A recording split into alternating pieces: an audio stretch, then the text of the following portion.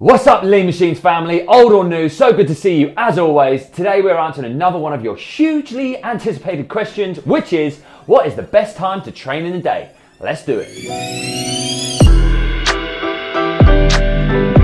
People love to get super nerdy about this and really go for the finite details that ultimately make very little difference to you and I, but we're going to start there anyway because that's the stuff you guys want to know. So we're going to talk about circadian rhythm and how that basically changes the hormones that produce in our body, what time of day, when they peak, and how can that help us build muscle and stay lean. The circle of life.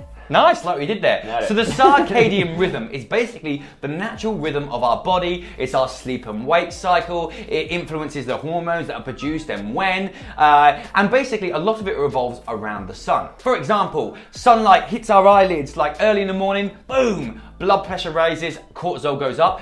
And just for a little horrible fact, that is the time that most people die. That time in the morning, roughly 6:45, because they're right on their deathbed, and then that initial little burst in blood pressure knocks them over the edge. Then we move on to about 9 a.m. and we hit roughly our peak testosterone levels. Testosterone, we know, is a very anabolic or muscle building, tissue building hormone. From the data that we've been having a look through, it does kind of lean towards or suggest more that the greatest force production and strength is going to be available later on in the afternoon or evening. That kind of makes sense in terms of people playing. There's a lot more sports, professional sports and athletes with that kind of nature later on in the evening. And I did hear, and it might have even been you who told me about the majority of world records in said sports are broken in the evening. So maybe there is a little bit there. How true that is, I don't actually know, I just read it, but all that is absolutely pointless because the way we look at hormones and how they interact with each other in our bodies is forever changing, and in 10 years time we will look at them, I'm sure, very differently. Also,